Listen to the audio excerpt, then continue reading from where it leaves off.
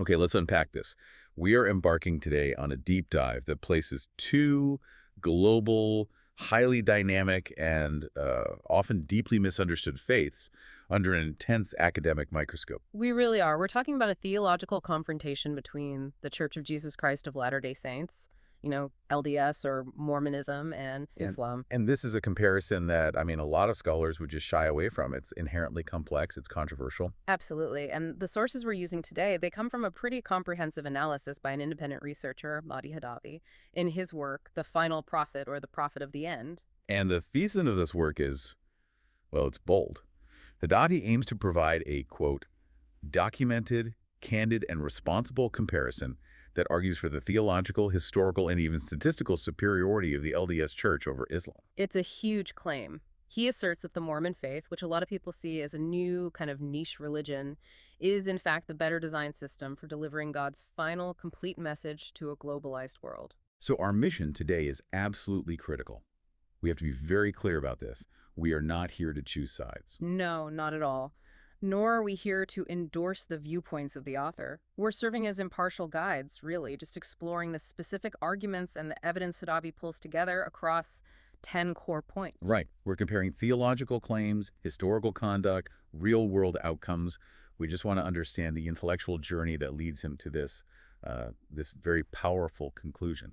And that journey, it all starts with a foundational question, a core conflict he poses for you, the listener. And that question is this.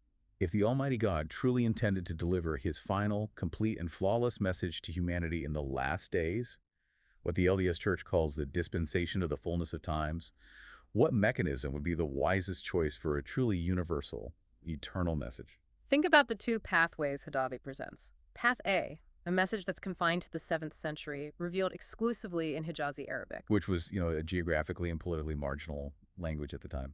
Exactly, and then primarily spread through military conquest and centralized political power. That's one option. Or Path B, a new prophet, bringing an entirely new book of scripture on a new continent, America at a time, 1830, when constitutional freedom guaranteed religious expression. And when the printing press allowed for immediate mass global distribution, and when English was sort of rapidly emerging as the international language of commerce and ideas. So Hadavi's whole premise is that if the goal is truly global unity and stable transmission and universal ethical application, Then the second path, the Latter-day Saint restoration, is just vastly superior in its design and its logistical execution. He argues the very nature of that later environment, with its technology and freedom, was the prerequisite for God's final, perfect message. so our deep dive now is to explore the details of this comparison, to examine what evidence Hadavi claims makes one faith better suited than the other to fulfill that ultimate mission of being God's final guiding light for humanity. We begin with the theological hinge point, which the source material calls the problem of divine silence. And this really targets the central pillar of Islamic thought. The concept of the seal of prophethood. Exactly. The doctrine that dictates Muhammad, who died in 632 AD, was the last prophet, and that the Quran is the final, unchangeable, and complete revelation forever. And Hadavi immediately flags two, monumental problems with this claim of eternal silence. The first is just the sheer illogicality of the timeline. Right. Let's remember, according to various Islamic traditions, God sent over 124,000 prophets across human history, a dynamic, constantly communicating God. So why? Why would that God suddenly decide on eternal silence just as humanity was entering the most dynamic, most chaotic period of its entire existence? That's the question the source asks. Why close the door of revelation precisely as humanity was developing the telegraph, the steam engine, mass education, and eventually the internet? It seems so counterintuitive. If God's purpose is to guide and unify, then the era of global connectivity, the moment humanity needed universal, consistent guidance the most, would be the worst time to stop talking, right? It seems that way. From his perspective, it's a powerful narrative critique. If you look back at Abrahamic history, divine interaction was always dynamic. After Moses, you had the judges and prophets like Isaiah. And after the Old Testament prophets came Jesus, who fulfilled the law of Moses, but he didn't end revelation entirely. The apostles continued to receive guidance. Exactly. So why would the most complex, globally interconnected era in human history be the one chosen for absolute eternal silence? And Hadavi drives this point home by citing what he sees as the direct outcome of that silence: confusion and division. He argues that if the Quran were truly a complete, perfect, and unified message, why did it fail over 14 centuries to create full consensus even among its own followers? I mean, you see the immediate split into Sunni and Shia, Right away. And the immediate post-Muhammad assassinations of the early caliphs, and then the proliferation of all these different schools of jurisprudence, Hanafi, Maliki, Shafi'i, Hanbali. and these differences, they aren't minor. They reveal a deep ambiguity on core issues, like governance and divine law. The source argues that this fragmentation proves the text's practical inadequacy for new eras. The early Islamic wars, like the Battle of the Camel and the Battle of Siffin. Which happened within the first few decades of Islam. Right, and they killed thousands of Muslims, and they all centered on this ambiguous issue of who should lead.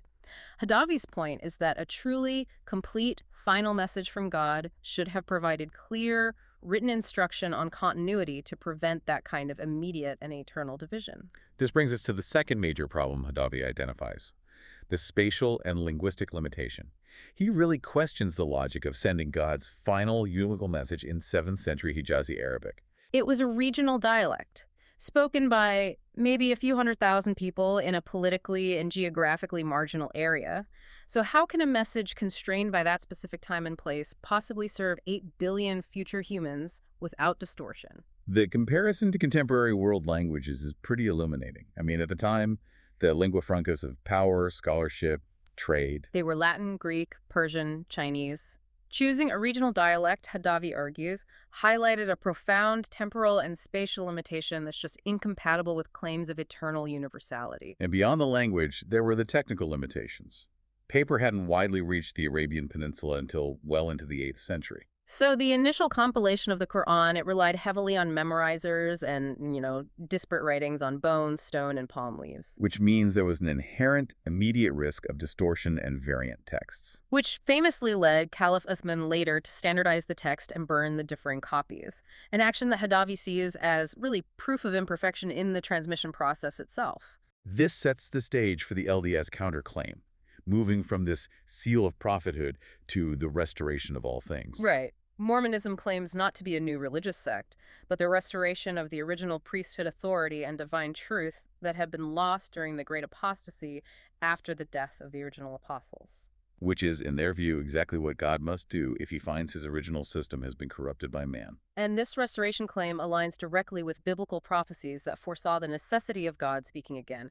The source specifically highlights Amos 8.1-12.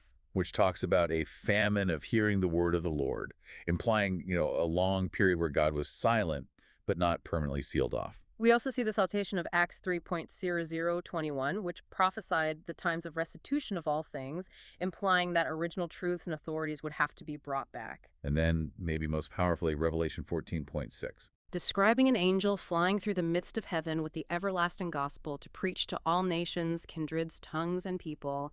Latter-day Saints assert this angel was Moroni appearing to Joseph Smith, delivering the Book of Mormon. So the logic is self-reinforcing within the LDS system. God needed to speak again because the world had fallen into apostasy, and he waited for the right global conditions. Which brings us back to that optimal stage. Why America? Why 1830? And Hadavi emphasizes that 1830 was the perfect stage for a truly universal message. It offered a country whose constitution guaranteed religious freedom. A language English that will become the global standard and, crucially, the printing press. Within a few years, millions of copies of the new message, the Book of Mormon, could be distributed globally. So the source argues that this timing eliminates all those geographical and logistical limitations of the 7th century. Exactly. So Hadavi asked the listener to choose. Would the Almighty God send his final unifying message via path of 7th century, restrictive language, limited communication, and just hope for unified interpretation? Or path B, waiting until technology, freedom, and a global language were ready, then sending a new prophet with a tangible book and multiple eyewitnesses, ready for immediate global dissemination. For Hadavi, the choice is clear. God's prolonged silence was the necessary waiting period, and the LDS restoration is the answer that was designed for the latter days. Okay, so moving from the necessity of revelation to the authenticity of the messenger himself, this is where Hadavi introduces a very objective, almost empirical test. He does. He argues that since both religions rely on a single foundational prophet, their claims have to be verifiable by objective scriptural criteria. And this is where the intellectual tension really increases.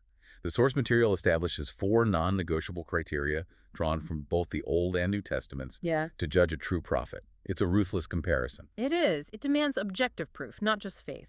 Those standards are, first, an objective miracle, something tangible and physical, accessible to the senses of others, not just a private spiritual experience. Second, multiple independent witnesses who are willing to testify to that event until their dying day, even when they're separated from the prophet. Third, specific, detailed prophecies that come to pass exactly as written. And fourth, consistent personal ethics. So conduct that aligns with the claim of being a perfect, timeless exemplar for all humanity. Precisely. Let's start with that first one, the objective miracle. For Muhammad, Hadavi acknowledges that the only definitive miracle is the Quran itself, a literary and linguistic marvel. But I have to ask, isn't defining a miracle as strictly physical already a modern empirical bias? That's a very fair point, and Hadavi does address this. He argues that a final, universal message from God should be able to withstand empirical scrutiny that transcends cultural interpretation. So a linguistic miracle, while powerful in 7th century Arabic, loses its punch in translation. That's his argument. The only claimed physical miracle for Muhammad is the splitting of the moon, which is recorded only in Islamic sources. There are no non-Muslim contemporary records from established civilizations like the Byzantine Empire or China or India documenting a global celestial event of that magnitude. And crucially, you mentioned that the source points out that some major Islamic scholars themselves. Right, like Fakhr al-Razi. They treat the moon splitting not as a definitive physical event, but as a potential illusion or maybe a symbolic vision. It just lacks that broad, undeniable, empirical grounding Hadavi requires for a latter-day message. So contrast that with Joseph Smith and the physical golden plates. The source specifies the plates were made of a gold-like alloy, and they were physically hefty, weighing somewhere between 40 and 60 pounds. They existed in the physical realm. They were stored under hearth bricks. They were fundamentally touchable. So Hadavi claims Smith prevails here because of the sheer tangibility. Yes. You have 11 official witnesses, 3 primary and 8 secondary, who didn't just see the plates, but testified they handled them, they hefted them, they turned the pages. And the 3 primary witnesses went even further. They did. They testified that they saw an angel Moroni and heard the voice of God declaring the translation authentic. So, a claimed literary miracle versus a physical artifact handled by 11 separate men. For Hadavi, this is a decisive point for the LDS claim. Okay, what about the second standard? Witnesses and testimony. The source states there were 0 direct eyewitnesses to Muhammad's revelation process itself. No one else was in the cave of Hira with him. No one saw Gabriel. So early believers, like his wife Khadijah, they believed him based on his character, right? Not on any empirical observation of the angelic visit. Correct. The robustness of the LDS testimony is central to Hadavi's argument. Beyond the 11 men who saw the plates, others testified to the physical appearance of resurrected beings, John the Baptist and Peter, James, and John, who conferred priesthood authority. But here's the most compelling part for Hadavi, isn't it? The steadfastness of those witnesses even after they became disaffected. That is the ultimate test of integrity for him. David Whitmer, for example. He became a bitter opponent of Joseph Smith later in life, and he left the church. Yet he gave over 70 interviews until his death in 1888, and he always affirmed his original testimony. You saw the plates and the angel. Always. He hated the man, Joseph Smith, but couldn't deny the miracle he witnessed. The author argues that this endurance of testimony under adversity, when the witnesses had every worldly incentive to recant, is a sign of authenticity that is impossible to fake. The third standard, specific, fulfilled prophecy. The source notes that Muhammad's prophecies are generally vague, or they were achieved by human military action. The timing of Surah Ar-Rum concerning Rome's victory over Persia is historically disputed and relies on retroactive interpretation by some scholars. And the conquest of Mecca was achieved by Muhammad's own army, not through some miraculous intervention. Right. But if we look at Smith's predictions, according to Hadavi, the precision is striking. Take the prophecy concerning the American Civil War, recorded in the Doctrine and Covenants, section 87 on Christmas Day, December 25, 1832. We have to zoom in on that date for context. Yep. In 1832, Andrew Jackson was president. The nullification crisis was indeed brewing. South Carolina was threatening to secede over tariffs, but But the idea of a massive, bloody civil war that would engulf the nation was widely dismissed. Secession was a theoretical political tool, not an imminent reality. Yet D&C 87 explicitly names South Carolina as the starting point, predicts that the war would begin with a rebellion first, and crucially, identifies slavery as the core cause. All of which was fulfilled exactly 28 years later in 1861 at Fort Sumter. Another example is the 1842 prophecy of the eventual migration to the Rocky Mountains, which was fulfilled after Smith's death by Brigham Young leading the Saints to Utah. So the author sees this level of dating and detail predicting events so far outside the immediate context as undeniable proof of prophetic insight. And that leads to the final test, the ethical exemplar test. This is a crucial distinction in personal conduct rooted in the claim each faith makes about its founder. Muhammad is declared in the Quran, in Surah 33, verse 21, to be an excellent pattern, uswa hasana, for all of humanity. Which creates an immediate ethical constraint. If Muhammad is the perfect and timeless pattern, then any controversial act he engaged in, like his marriage to Aisha at 9 years old, his unlimited personal polygamy, or the execution of vocal critics, becomes a binding moral model for all time. It's eternally fixed in the system. Yes. And this raises a profound question. If a prophet claims timeless perfection, then any act, however controversial by later standards, is deemed eternally correct. Joseph Smith, conversely, never claimed moral perfection. He claimed restoration authority. Hadavi contrasts this by stating Smith was a prophet who could sin and repent, and the LDS Church later corrected its early ethical mistakes, like the 1890 ban on polygamy and the 1978 end of the priesthood ban. So the author concludes that Muhammad, because of that absolute fixed claim of timeless perfection, is in the weaker position when judged by evolving universal ethical standards. While Smith's system, he argues, is designed for repentance and progress. Let's shift our focus now to the sacred texts themselves. This is the heart of Chapter 3, the Book of Mormon versus the Quran. And the comparison here is very focused on production conditions, internal structural complexity, and external verification through archaeology and science. Okay, so let's start with the conditions of production. The Quran was revealed piecemeal over 23 years. Right.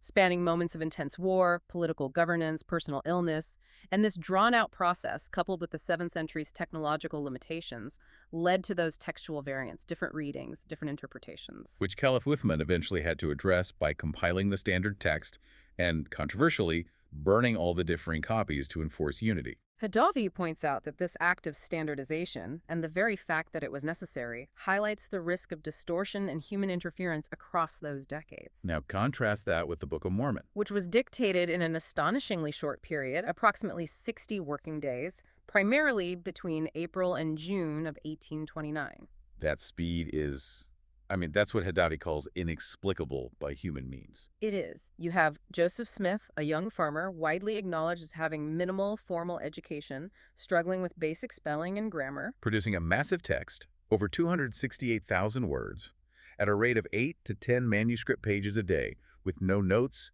no reference materials, and no substantial revision. And we have the testimony of the scribes, most notably Oliver Cowdery. He confirmed that Smith had no manuscript, no sources. Cowdery recounted that if he grew tired or misspelled a word, Smith would correct him immediately, providing the correct spelling for words that weren't even common in the 19th century American lexicon. So the source argues that no professional writer in history has ever produced a complex narrative, historical, and theological text of this volume and coherence in 60 days without editing or notes. And this production speed, Hadavi asserts, fundamentally rules out fraud or human composition. Okay, so what about the structural evidence? This is also compelling, according to the source. The Book of Mormon contains complex theological and historical narratives, but more surprisingly, it features extensive use of Hebrew chiasmus. For listeners who might be unfamiliar, what is chiasmus? Chiasmus is a symmetrical parallel structure in poetry or prose, where the first idea mirrors the last, the second mirrors the second to last, and so on. Think ABCCBA.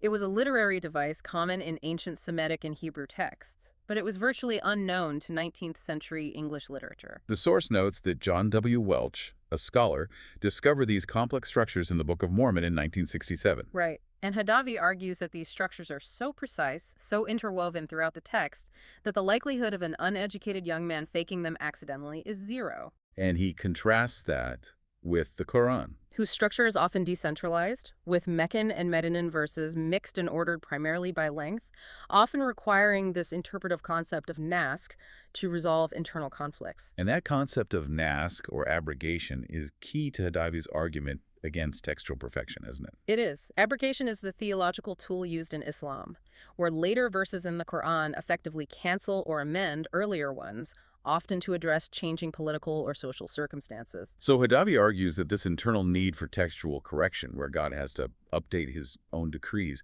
proves the book wasn't complete or flawless from the moment of revelation. A truly final, eternal message, in his view, should not require internal cancellation. Okay, now for the brutal comparison of archaeology and errors. The source material claims the Quran contains numerous scientific and historical inaccuracies that date the text to the 7th century, rather than attributing it to timeless divine origin. Specifically, Hadavi cites scientific errors like the embryology sequence in Surah 23, which suggests bones form before flesh clothes them, a sequence that modern embryology contradicts. He also cites the historical geographical error of the sun setting in a muddy spring, and the confusion of Mary, the mother of Jesus, with Miriam, the sister of Moses, an anachronism that collapses 1,400 years of history. And he says the Quran stories of ancient peoples like Ad and Thamud still lack definitive archaeological confirmation after 1,400 years of searching. Yet, Hadavi argues the historical criticisms against the Book of Mormon are weakening. While critics once dismissed concepts like the use of cement or horses or metal swords in ancient America, The source now points to growing correlations. right, like the NHM altar inscription found in Yemen in the 1990s, which matches the described travel route of Lehi's family, or evidence of complex defensive earthworks matching Maya sites, and pre-Columbian usage of cement, which was once thought impossible. So the author asserts that the Book of Mormon dominates here due to increasing external evidence and the demonstrable lack of undeniable modern scientific errors. Right. While critics still debate the term horse, Hadavi suggests that the term may have been used by Joseph Smith to describe similar large New World animals like tapirs or deer. The overall conclusion is that the Book of Mormon appears to be a genuine miracle designed for the latter days, while the Quran remains limited by its 7th century context. That structural integrity comparison naturally leads to Chapter 4, Priesthood versus Caliphate. Yes. Here we compare the mechanisms for transferring divine authority, the system God put in place to ensure continuity after the founder's death.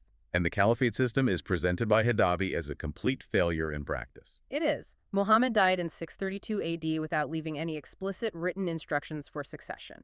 And this vacuum led to immediate political chaos and that intense power struggle at Saqifa Bani Saida just days after his death.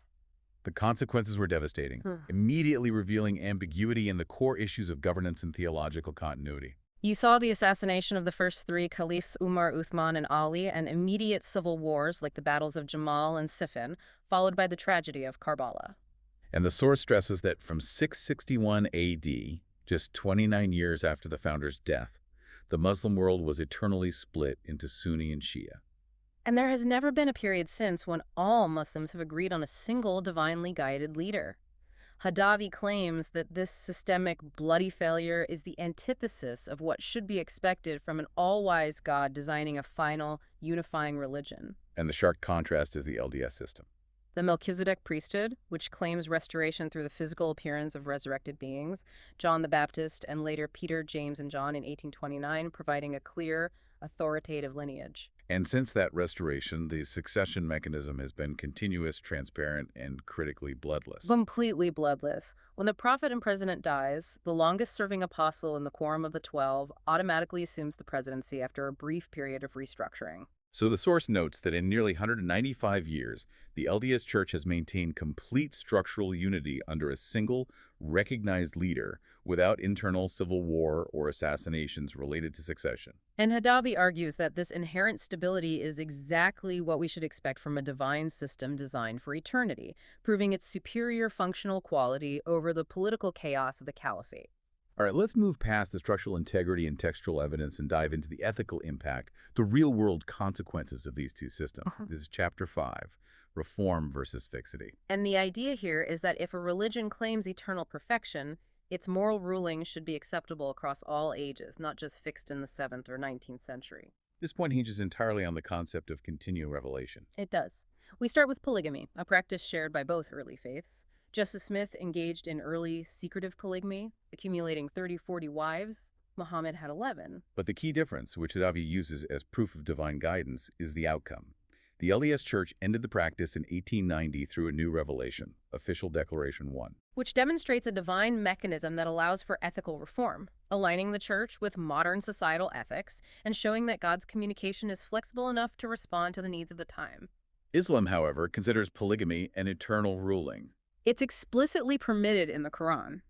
The source notes that this practice is still legal in roughly 50 predominantly Muslim countries today, leading, Hadavi argues, to fixed issues concerning gender inequality, legal complexity, and family instability that can't be resolved without claiming the core divine text is wrong. The comparison gets even starker when discussing violence and slavery. The source material presents Islam as having explicit verses justifying offensive jihad, citing at Tawbah 9.5, which instructs Muslims to kill the polytheists wherever you find them, alongside verses permitting sexual slavery under specific conditions of warfare. And the real-world result of these fixed doctrines, Hadavi asserts, is treated as empirical evidence of the system's flaw. Yes, he cites documentation of over 31,000 Islamist terrorist attacks worldwide between 2001 and the early 2020s, resulting in more than 140,000 deaths. In contrast, the LDS Church has no such verses justifying offensive aggression. It's thoroughly pacifist today, and advocates only for self-defense. Hadavi's conclusion is that Islam's fixed rulings on jihad and sexual slavery remain a source of measurable ongoing global violence, a toxic legacy the LDS Church, through its capacity for reform, has shed. The analysis of women's rights follows a similar trajectory. The source claims Islam fixes women to 7th century legal rulings. Like receiving half the inheritance of a male heir, carrying half the legal testimony weight, and facing mandatory veiling in certain interpretations, all based on specific Quranic verses and the precedent of Aisha. And while the LDS Church certainly had its own issues tied to its 19th century context, Hadavi highlights that Latter-day Saint women gained local voting rights in Utah Territory in 1870, decades ahead of the U.S. Constitution's 19th Amendment. Today, the Church emphasizes high female literacy, education, and spiritual equality, without mandatory veiling or legal inequality in inheritance. So the overall ethical conclusion for Hadavi is undeniable. The LDS capacity for reform, guided by continuing revelation, grants it superiority over Islam's fixed 7th century ethics. Ethics that he claims often clash violently with modern conceptions of human rights. Okay, let's turn to Chapter 7, The Numbers Speak. This is where the source uses statistics as proof of divine blessing. Hadavi argues that if God is guiding a system, the statistical outcomes in the lives of its adherents should reflect a superior quality of life, health, and societal stability. And the comparison begins with growth quality. Islam's massive growth to over 2 billion adherents is largely categorized as mechanical by the author. Meaning it's driven predominantly by high birth rates, especially in poor countries, combined with strong social and legal pressures to remain Muslim. He uses the high birth rate in Niger, 6.7 children per woman, as an example. Conversely, LDS growth, while smaller at 17.25 million, is described as organic. Driven by voluntary conversion, often by educated individuals, resulting in high explosive growth rates in regions like Africa and Latin America, where conversion is a choice, not a social expectation. The data on health and longevity is treated as pretty startling evidence of divine favor. It is. The average life expectancy in majority Muslim countries hovers around 72 years. The source claims that active Latter-day Saint members due primarily to the strict adherence to the word of wisdom. And health code. Right. Complete abstinence from alcohol, tobacco, illegal drugs, moderation in caffeine. Because of that, they live 8 to 10 years longer. Utah's average life expectancy, for example, is 80.2 years, placing it significantly above the U.S. national average. Wow. And this health advantage is coupled with safety and education. While many Islamic countries struggle with lower literacy, Afghanistan at 43%, Mali at 35%, LDS communities demonstrate near 99% literacy, extremely high college graduation rates, and safety. The source notes the Utah homicide rate is half the U.S. national average, while many Islamic countries deal with constant sectarian conflict and high violence. So Hadavi's statistical argument is simple. Healthier, more educated, longer lived, and safer communities are the measurable, verifiable sign of a divinely blessed system. This intense analysis leads us to Chapter 8, and this is perhaps the most controversial section of the book, Islamophobia or legitimate defense. And we must report the author's argument without endorsement as it contains politically charged content. We have to be extremely clear here. Well, We're about to unpack the author's most politically charged argument, and we are not endorsing this viewpoint, simply reporting on what the source material says. Hadavi defines what is popularly called Islamophobia as often being a legitimate, natural, and defensive reaction to Islam's historical, military, and ideological aggression. The source roots this tension deep in history, citing 7th century conquests, the forced imposition of the jizya tax on non-Muslims, and the military expansion of the Islamic Empire through jihad. He mentions specific controversial events, like the massacre of the Banu Qurayza tribe. The argument is that this Western reaction is not baseless prejudice, but a rational, existential response to an ideology that explicitly declares itself supreme and, in its literal interpretation, justifies military expansion. And the source connects this historical context directly to modern events, like 9/11, Charlie Hebdo, and those 31,000 documented terrorist attacks. The LDS experience is offered as a sharp contrast. The early persecution of the Latter-day Saints led the Church to develop empathy for minorities. The Church today officially condemns Islamophobia and actively participates in interfaith dialogue. But Hadawi concludes, however, that the LDS path to acceptance through integration, high military service, economic contribution, and being meticulously law-abiding is the model for acceptance in the West. He contrasts this with parallel communities and demands for Sharia law in Western nations that sometimes create tension. The ultimate conclusion of this difficult chapter is that the fear many express is a rational vaccine against an aggressive ideology based on the system's fixed 7th century texts. Now, to maintain the intellectual integrity of this discussion, we have to address the final core argument in Chapter 9, self-criticism, dark spots in Latter-day Saint history. And the author concedes that Mormonism is full of mistakes, ethical missteps, and crimes. He does this to prove a point, right? Exactly, that these were human and historical errors, not eternal fixed divine law. He starts with the ethical scandal of early, secretive polygamy, citing specific, painful examples necessary for context, like the marriage to Helen Mar Kimball at age 14, polyandry. The practice of a woman being married to multiple men. Right. And Joseph Smith publicly lying about the practice even as it was secretly implemented. Then there is the profound historical tragedy of the Mountain Meadows Massacre in 1857. Where local LDS militia members attacked a wagon train in southern Utah and killed about 120 people, including women and children. The source highlights the long cover-up where the crime was initially blamed on Native Americans. And we absolutely cannot ignore the systemic racism embedded in the priesthood ban on black members, which lasted until 1978. A policy justified by human-made doctrines like the Curse of Cainham, supported by racist statements from early leaders like Brigham Young. The source points out that this policy was only lifted through a new revelation in 1978 under President Spencer W. Kimball, often following intense external and internal pressure. And there are other dark spots cited. Multiple differing historical versions of Joseph Smith's first vision. The Kirtland Safety Society bank failure in 1837 that led to accusations of fraud, and the historical concealment of the Book of Mormon translation method using a seer stone in a hat, a method sometimes linked to American folk magic. However, the author uses these dark spots to make his final powerful distinction. While these mistakes were serious and often damaging, the Church corrected them. Polygamy was ended through Revelation in 1890, and systemic racism ended through Revelation in 1978. This capacity for ethical reform guided by continuing revelation, the very mechanism Islam claims is closed forever, is, for Hadavi, the ultimate proof of the LDS system's superior ability to align with true divine ethics and universal human progress. So, after all of that, what does this all mean? We have followed Hadavi's exhaustive, multifaceted case, comparing prophetic evidence, textual integrity, the profound stability of the organization, ethical reform, and verifiable real-world statistical outcomes. The source material argues for a decisive victory for the Church of Jesus Christ of Latter-day Saints. The LDS system, founded in 1830, is presented not just as a religion, but as a system specifically designed for the challenges of the latter days. Global in scope, supported by objective physical witnesses, sustained by a continuous and unified authority. and capable of ethical correction through ongoing divine guidance. The author's ultimate invitation, found in the conclusion, it really transcends the intellectual debate and becomes an invitation to personal action. Right. It's read the Book of Mormon, pray with an open mind, and ask God if it is true. He cites the core scriptural challenge in James 1.5, which is foundational to Joseph Smith's original experience. The final challenge is for you, the listener, to weigh this comprehensive evidence against your own search for truth. The cumulative case suggests that Muhammad ibn Abdullah was indeed a great prophet for his people and his time, but that he was not the last.